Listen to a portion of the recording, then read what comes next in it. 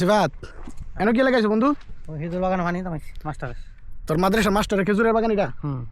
তো এটার মধ্যে কি কাজ করছিস তুই? আমি কাজ করছি না, আমার কিছু ফাইন্যান্স চাইতো বলে লোক বলে দেশে গেছে বিকেলে কষ্ট করে ফাইন্যান্স চাইতো। তো আমি যতটুকু জানি তোর মুদিরের 5টা পোলা, তো 5টা চিন্তা করেন সৌদির, আর 5টা একটা লোকের 5টা ছেলে, তো এই মাছ ধরাটার মধ্যে পানি দেওয়ার একটা লোক নেই। পানি দেওয়ার লেগা আলগা পাঠিয়ে দিব তোরে, মানে 2 দিন পানি দিলে পাঠিয়ে দিব। দিব 20-50 টাকা।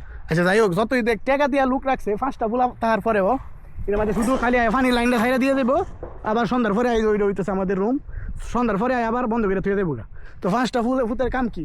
আর আমরা বাংলাদেশ হইলে 5টা ফুট যে বেটার আছে হ্যাঁ রে, তা বন্ধের সকল কাম করে লইলি, ক্ষেতের যত কাজ আছে সব করে লইলি। আর সৌদিরা ফুলাফাইনদের কোনো ফায়দা নাই, ঠিক আছে? ফুলাফাইন 5টা 10টা থাকলে লাভ নাই, কারণ হ্যাঁ কোনো কাম হয় না, ঠিক আছে? হ্যাঁ কাজ করতে হয়, কোনো যদি কাজ করাইতে হয় তাহলে মানুষ রেখে কাজ করাইতে হয়। এই যে এটা মাছ ধরাটা মধ্যে খালি মোটরের লাইনটা দিয়ে আইসে পানি ভরবো, সন্ধ্যার পরে আইসা আবার বন্ধ করে দিয়ে দেবো, বুঝছেন?